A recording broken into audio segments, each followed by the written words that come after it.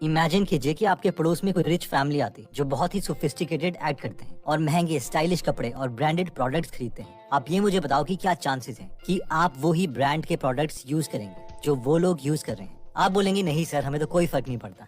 चलिए फिर एक एक्सपेरिमेंट की बात करते हैं जिस पर 21 करोड़ रुपए और 6 महीने खर्च हुए, जो कैलिफोर्निया के एक नेबरहुड में करवाया गया था। इस एक्सपेरिमेंट में रिसर्चर्स ने एक पूरा एक्टर परिवार हायर किया जिसमें माँ बाप और 3 बच्चे थे। उन्हें एक अमीर नेबरहुड में बड़ा सा घर खरीद के शिफ्ट करवा दिया गया और उस घर के हर एक कमरे में कैमरा और माइक्रोफोन्स फिक्स करवा दिए। इसके बाद ये सब एक्टर फैमिली मेंबर्स अपने पड़ोसियों को दोस्त बनाने लग गए। इतना ही नहीं, इन्होंने अपने घर में बहुत सी पार्टीज भी दी और सबको बुलाया। इस एक्टर परिवार का बाप अपने पड़ोसियों को बारबेक्यू के नए ब्रांड्स के बारे में बताता, वहीं पर इनकी वाइफ अपनी सहेलियों को नए ब्रांड्स की ज्वेलरी, टोस्टर, माइक्रोवेव ओवन के बारे में बताती और बच्चे अपने दोस्तों को नई वीडियो गेम्स और कूल गैजेट्स के बारे में बताते। अगले 6 महीने तक यही चलता रहा। जब रिसर्चर्स ने सारा डेटा कंबाइन किया तो सबके होश उड़ गए। सिर्फ इस वर्ड ऑफ माउथ टेक्निक से उन नए ब्रांड्स के बारे में 15,000 लोगों को पता चल चुका था और 12,000 लोग इन ब्रांड्स का कोई ना कोई प्रोडक्ट खरीद चुके थे। I mean, कोई डिजिटल मार्केटिंग नहीं, सिर्फ वर्ड ऑफ माउथ की ताकत है ये। अब आप बोलेंगे कि ये तो ठीक है, लेकिन रियल लाइफ में ये कैसे किया जाता है? तो ब्रांड वॉश्ड बुक के ऑथर मार्टिन लिंडस्ट्रॉम अपनी स्टोरी बताते हैं कि एक बार वो ऑस्ट्रेलिया में थे और पेट्रोल भरवाने के लिए एक पेट्रोल पंप में लाइन में लगे हुए थे। तभी वहाँ पर एक ऑस्ट्रेलियन आया और उसने मार्टिन से कहा, हे दोस्त, बहुत प्यारी कार है तुम्हारी। इस पर मार्टिन ने कहा, थैंक यू भाई। जिस पर वो इंसान दोबारा से बोला, मगर दोस्त, तुम्हें सुपर ऑक्टेन 98 पेट्रोल इस कार में डलवाना चाहिए। पता है मेरे पास भी सेम कार है और सुपर ऑक्टेन 98 पेट्रोल डलवाने से इसकी परफॉर्मेंस बहुत ज्यादा इंप्रूव हो जाती है। मार्टिन ने उसे थैंक्स कहा और फिर अपनी बारी आने पर सुपर ऑक्टेन 98 पेट्रोल ही डलवाया। अगली जितनी भी बार उन्होंने पेट्रोल डलवाया, उन्हें यही बात याद आई और सुपर ऑक्टेन 98 पेट्रोल ही लिया।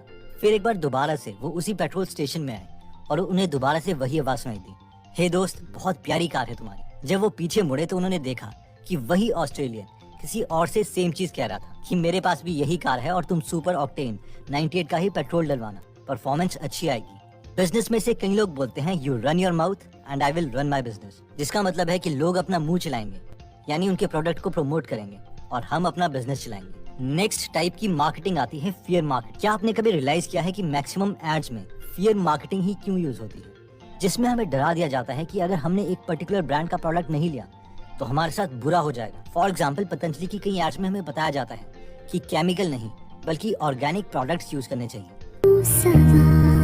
तुम्हारी त्वचा के निखार को चुराया है केमिकल्स और अननेचुरल ब्यूटी प्रोडक्ट्स ने, तभी तो प्रकृति के अपार भंडार से हम खोज कर लाए हैं पतंजलि नेचुरल ब्यूटी प्रोडक्ट्स। और ये एक जेन्युइन रीजन भी है, लेकिन प्रॉब्लम तब होती है जब हमें उन चीजों के लिए डरा दिया जाता है जो उतनी मैटर भी नहीं करती। फॉर एग्जाम्पल, डव ने एक एड निकाली थी, गो sleeveless. Discover a new way to go sleeveless. Real women tried new Dove Go Sleeveless deodorant. इस कैंपेन में डव ने कंज्यूमर के माइंड में शेम मार्केटिंग टेक्निक अप्लाई की थी। अगर वो आर्मपिट साफ नहीं करेंगे तो लोग उन्हें पसंद नहीं करेंगे। बेसिकली इस 30 सेकंड की एड्स में 3 स्टेप होते हैं। पहला, लोगों को डरा दो कि उनमें कुछ कमी है। दूसरा, उन कमियों को बहुत बड़ा चढ़ा के दिखाओ। तीसरा, लोगों को बताओ कि आपके प्रोडक्ट से वो कमियां सॉल्व की जा सकती है। अब आर्मपिट्स यानी अपनी बगलें साफ करना कोई बुरी बात नहीं है, लेकिन ये इतनी भी बड़ी प्रॉब्लम नहीं है जितनी कि लोग बढ़ा चढ़ा के बताते हैं। मगर सवाल ये है कि फियर मार्केटिंग ही क्यों, पॉजिटिव मार्केटिंग यूज क्यों नहीं होती? अब होता यह है कि जब हम ह्यूमंस का इवोल्यूशन हो रहा था और हम आदि मानव थे, तो उस वक्त हमारे ब्रेन का एक ही काम था कि आने वाले डेंजर का पता लगाए और उससे खुद को बचाए। जंगल में कोई भी चीज हिलती थी तो हमें यही सोचना पड़ता था कि कहीं ये शेर तो नहीं, कोई दूसरा आदि मानव का ग्रुप तो नहीं जो हमें मार सकता है।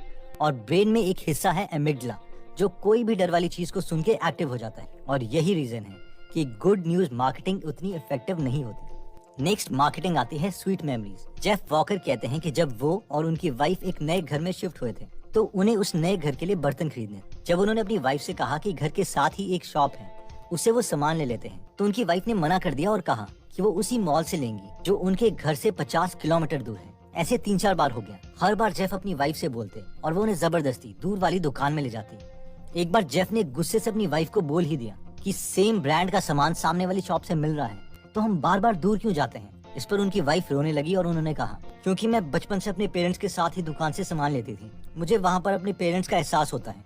तो इन शॉर्ट कंक्लूजन ये है कि जिन भी ब्रांड्स या दुकानों के साथ हम बचपन में इमोशनली कनेक्ट हो जाते हैं, वो ब्रांड्स हमारे डिसीजन को बड़े होने पर भी इफेक्ट करते हैं। ब्रांड वॉश्ड बुक के ऑथर मार्टिन कहते हैं कि जब उन्होंने पेप्सी और कोका कोला के साथ काम करना स्टार्ट किया था तो मार्केटिंग की रिसर्च के लिए वो एक बूढ़ी 55 साल की औरत से मिले जो कोक की फैन थी।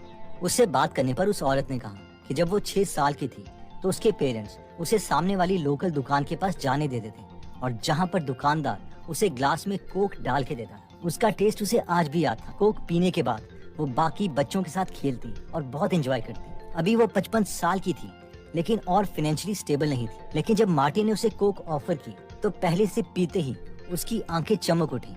उसकी बचपन की सारी यादें ताजा हो गई। और यही रीजन है कि कोई भी ब्रांड सालों पुराना प्रमोशनल म्यूजिक चेंज नहीं करता, including Amul and other brands, क्योंकि अभी तक हमारे इमोशंस इन म्यूजिक के साथ जुड़े हैं। और अगर ये ब्रांड्स म्यूजिक चेंज कर देंगे तो हम अपनी पुरानी मेमोरीज को रिकॉल नहीं कर पाएंगे और उनकी ब्रांडिंग भी अफेक्ट हो जाएगी। किस किस को बचपन का ये म्यूजिक याद है? Amul, the taste of India.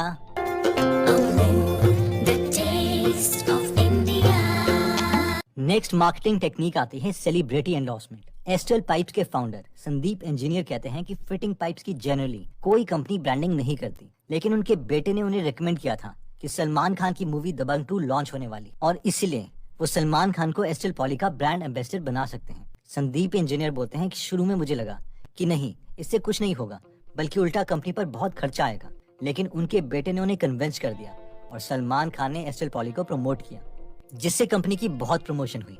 काफी प्लम्बर्स नए घर के ओनर्स को रेकमेंड करने लगे कि वो एस्ट्रल पॉली की ही पाइप्स लगाएं, क्योंकि ये दबंग जितनी स्ट्रॉन्ग है। और इसकी वजह से एस्ट्रल पॉली की सेल्स बहुत इंक्रीज हुई। ग्रोथ अप्रॉक्सीमेटली 40% कंपाउंडेड एनुअली होगी। और जितने भी अभी इन्वेस्टर्स इस वीडियो को देख रहे हैं वो सब ये जानते हैं कि काश एस्ट्रल पॉली के शेयर्स मैंने पहले खरीद लिए होते। So last year we did Dabang 2 association. We were in-film branding of the movie. We'll show you the ad also. Salman Khan fights with our pipe and we show the strength. We were in 2007 just a 9 crore company. And today we are 820 crores net sales company. And this year, first quarter is also 45% growth. Who says it is a slowdown? There is no slowdown. और ये power है celebrities की। इसी वजह से brands जैसे कि Ron, मान्यवर, प्यूमा, हिमालय, मिंत्रा और इवन अवधि भी विराट कोहली जैसे सेलिब्रिटीज को यूज करती है। जितना फेमस सेलिब्रिटी उतनी प्रमोशन। नेक्स्ट मार्केटिंग टेक्निक आती है बाय बेबी। अगर मैं आपसे पूछूं कि आपको क्या लगता है कि हमारी ब्रांड वॉशिंग यानी ब्रांड के लिए लाइकिंग कौन सी एज में स्टार्ट होती है, तो आप क्या कहोगे? अगर मैं कहूँ कि हमारे पैदा होने से भी पहले, तो आप क्या सोचेंगे?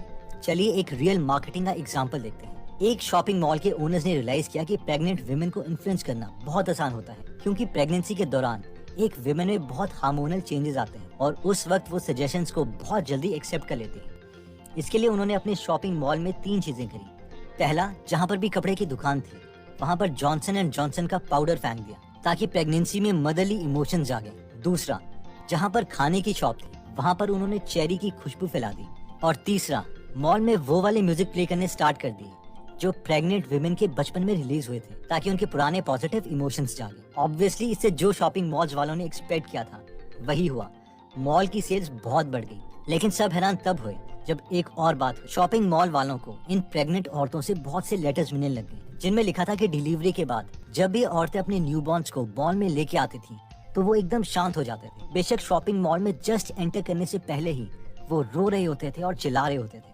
तो एक्चुअल में होता यह था कि जब ये न्यूबॉर्न्स वही चेरी की खुशबू, जॉनसन एंड जॉनसन पाउडर की खुशबू और म्यूजिक सुनते थे तो वो शांत हो जाते थे। और डॉक्टर्स के अकॉर्डिंग भी प्रेगनेंसी की 18th वीक में बेबी को सुनाई देना स्टार्ट हो जाता है और उस वक्त जो माँ को अच्छा लग रहा होता है उस बेबी को भी अच्छा लगने लग जाता है।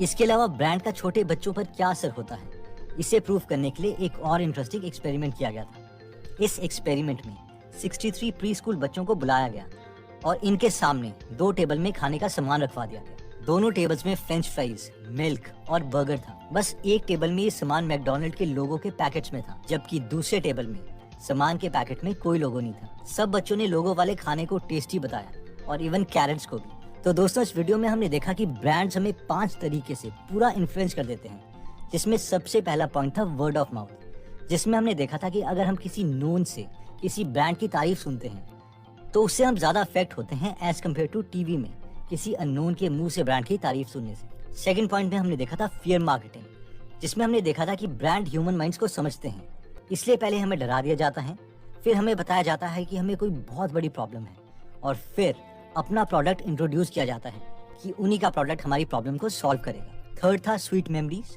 जिसमें हमने देखा था कि बचपन के इमोशंस हमें बड़े होकर भी अफेक्ट करते हैं, और यही रीजन है कि 20-20 सालों से चले आ रहे ब्रांड्स कभी भी अपना म्यूजिक या लोगो चेंज नहीं करते। फोर्थ था सेलिब्रिटी एंडोर्समेंट। इसमें हमने देखा था कि सेलिब्रिटी जब किसी प्रोडक्ट को एंडोर्स करते हैं तो हम भी उन्हीं प्रोडक्ट को यूज करना चाहते हैं, क्योंकि हमें लगता है कि उन प्रोडक्ट्स को यूज करके हम भी सेलिब्रिटी की तरह कूल लग सकते हैं।